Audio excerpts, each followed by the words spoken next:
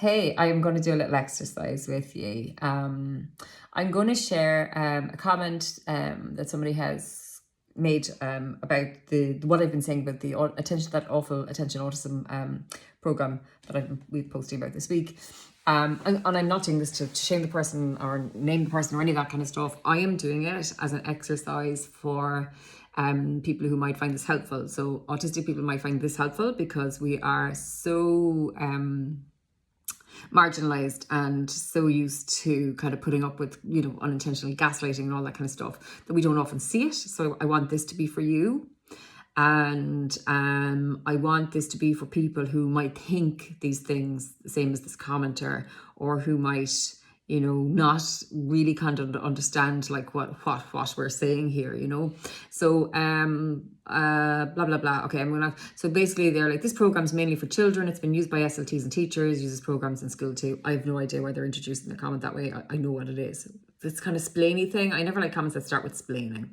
I wonder if you visited many schools to see how learning takes place in some classrooms. Yeah, I was actually in a school for 20 odd years. Then I taught in schools for 20 odd years. Then I had my own school, and then I homeschooled. So yeah, I do know how schools work. I think most of us know that, don't we? But this is then explained to me. In most schools, there's an expectation that children engage, sit down, follow some rules and expectations in a very normative way. Yeah, and it's traumatizing our autistic and neurodivergent kids in general, and students, not just kids. That's a realery for any child. Yeah, we know this. I have no idea what kind of people, again, feel like they have to explain something to me. I think that's really patronizing.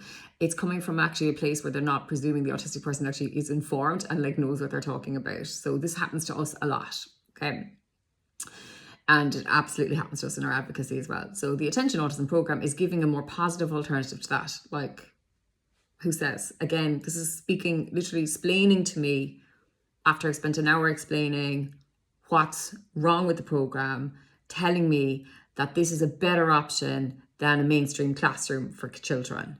Again, kind of assuming I don't know what I'm talking about, and that this person is coming from a place of more knowledge than me and the autistic community.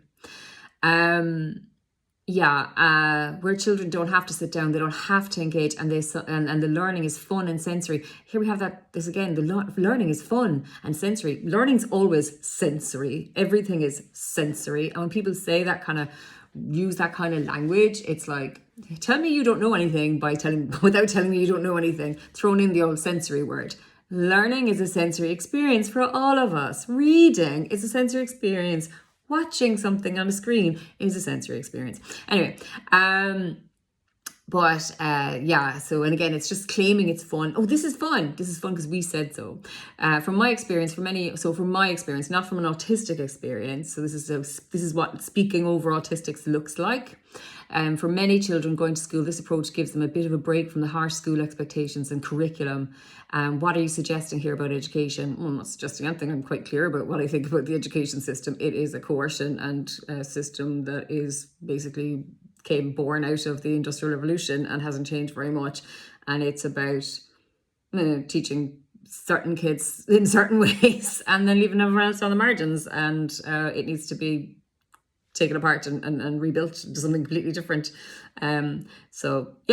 That's what I always say about the education system. I'm really advocate for a different system, or non-system even, which would be even better. So yes, the schools need to change, but this is not going to happen anytime soon. Well, no, it's not going to happen anytime soon if that's what you think. And if people keep saying it's not going to change, then it's not going to change. What it needs is for people to say, it is changing, and I'm going to change that, and I'm going to be part of that change, and I'm going to get excited about making this change. Sure, if we're just lethargic and like victims in the world and, well, we can't do anything. Yeah, of course we can. Of course we can. Of course, absolutely we can. That's why I do this work. So tons of us do this work, because we absolutely hold the power to change things. Schools, it's not going to happen anytime soon. It's just like, well, okay, so and again, this kind of thinking is like, so the classroom, so what they're saying is the classroom's like really traumatizing for autistic kids, but attention autism isn't as traumatizing. So like, it's a better option. Now, I mean, that's quite a sweeping statement as well about all schools. But anyway, homeschooling seems to be a solution for some families, but not everyone can do this. Autistic children will continue going to mainstream schools and all the expectations, rules, etc. will be there. But attention autism is also used in special schools. So this doesn't make any sense, really, does it?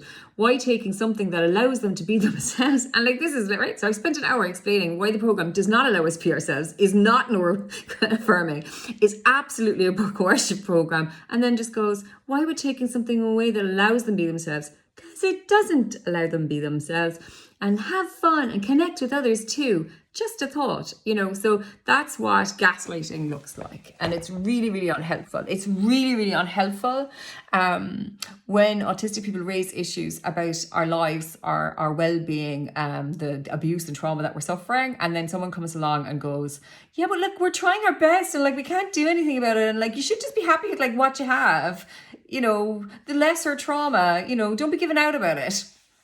You know, like, that's not helpful. It's not helpful. So, you know, be aware of these things, autistic people who are out there advocating, because, I can feel like a slap in the face. That would have knocked me now years ago. I'd have felt like I was wrong. Because we all, you know, that insecurity that we grow up with, you know, always thinking we're the ones who are wrong. So yeah, there's just a lot of people out there with their opinions, and, you know, that sounds like it's someone who's actually delivering the program as well, you know, but like, yeah, what does that mean if someone from a marginalized community, you know, is advocating for a better life for our community, like where our children aren't abused, and then someone comes along and goes, you know, but like, it's just the system, and like, we're all trying our best, and like, it's just going to be like this for ages, you know, like, what is that? What's that supposed to be? That's probably about as unhelpful as you can get. So if you're having those thoughts and you're, you know, listening to autistic people advocate, and you kind of feel like they're just whining. I mean, that's basically what that comment was. You're just whining now. You should be happy with this program because it's not as bad as kids sitting in a classroom. That's an insult to all the wonderful teachers out there who are doing affirming work, who have affirming classrooms. I know you exist, and it's beautiful to hear from you. And it's really easy. It's really easy, isn't it? The system is a shit show, let's be honest, but like, it's really easy to connect with children and treat them with respect and see them as human beings. You don't need a program instead of that. So yeah. People have a lot to learn about how to actually respectfully engage with autistic people, whether that's in person or online.